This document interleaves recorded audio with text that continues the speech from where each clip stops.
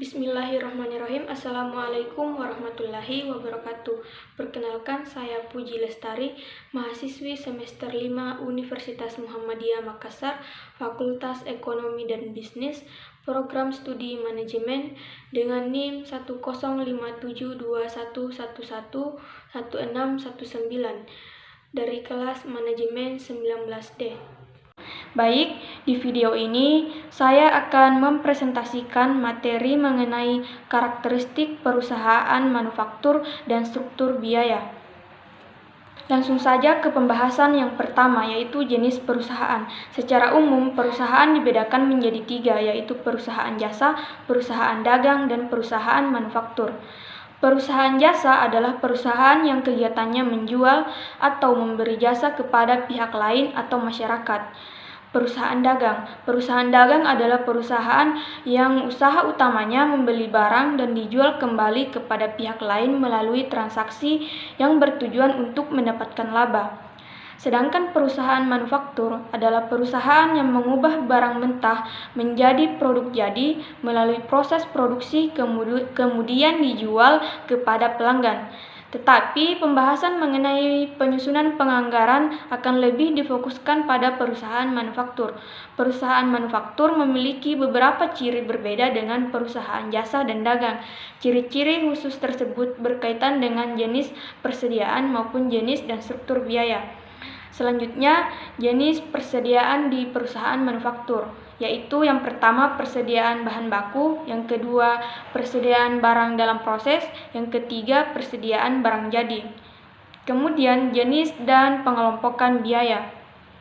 Yang pertama, biaya bahan baku adalah biaya yang dikeluarkan untuk membeli bahan baku yang digunakan untuk menghasilkan suatu produk jadi tertentu. Yang kedua, biaya tenaga kerja langsung adalah biaya yang dikeluarkan untuk membayar pekerja yang terlibat secara langsung dalam proses produksi. Yang ketiga, biaya overhead merupakan biaya selain biaya bahan baku langsung dan biaya tenaga kerja langsung, tetapi juga tetap dibutuhkan dalam proses produksi.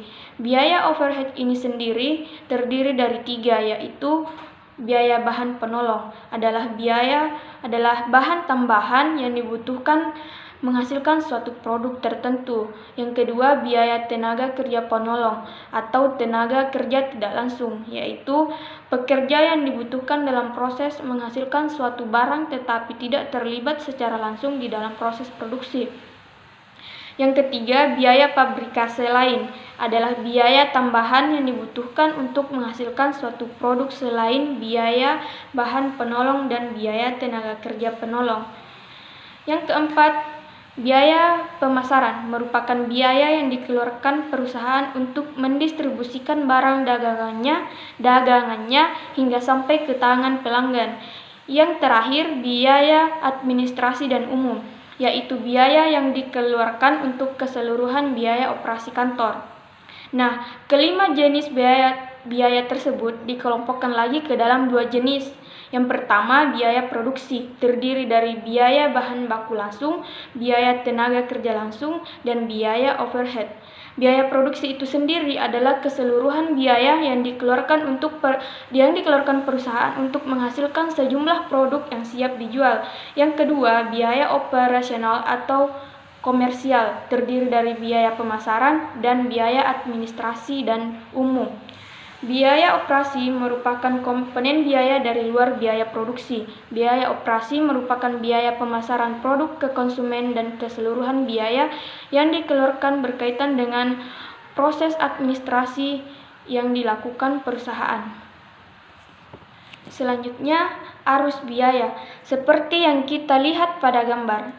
Jadi, gabungan dari biaya bahan baku, biaya tenaga kerja langsung, dan biaya overhead membentuk biaya produksi. Jika ketiga komponen biaya tersebut masing-masing belum mencakup 100% dari kebutuhan biaya produksi per unit output, maka gabungan ketiganya membentuk persediaan barang dalam proses.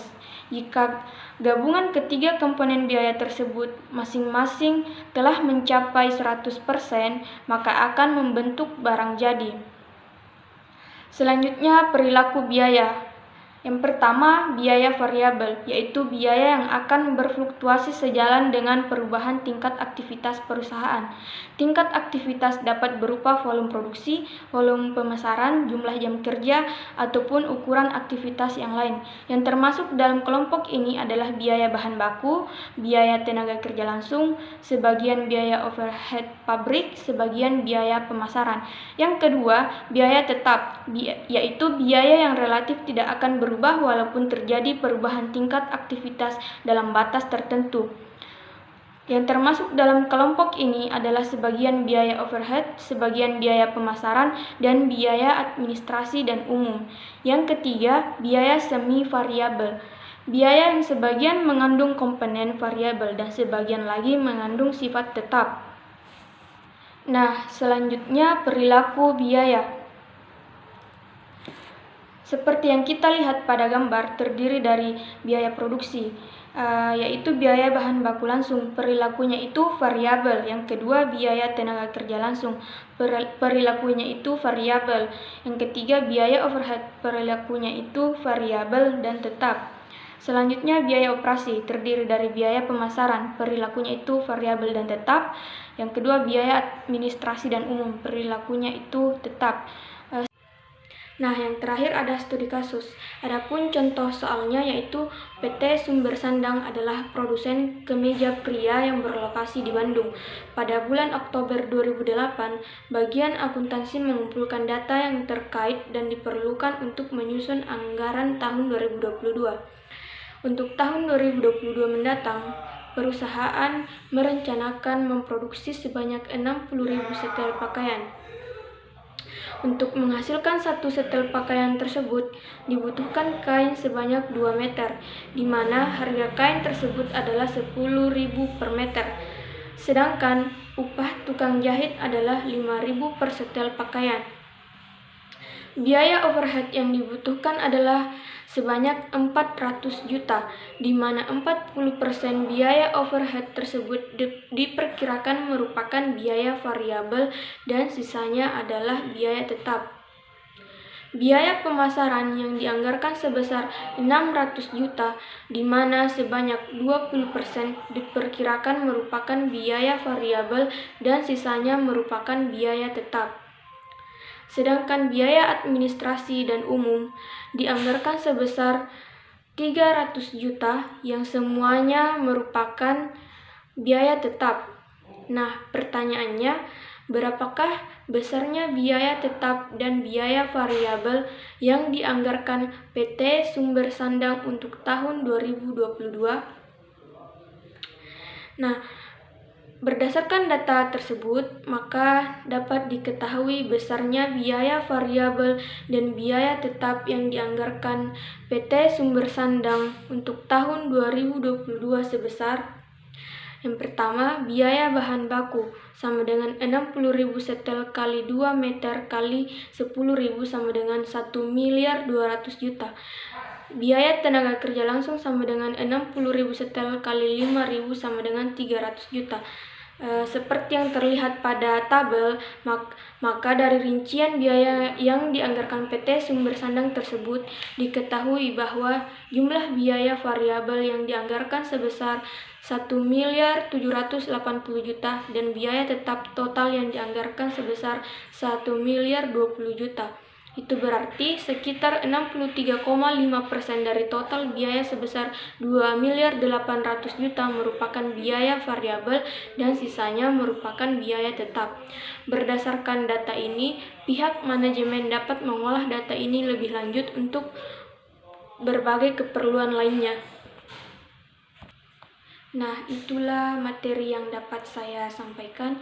Semoga dengan dibuatnya video ini dapat menambah wawasan dan pengetahuan kita, baik bagi diri saya sendiri maupun bagi yang menonton video ini.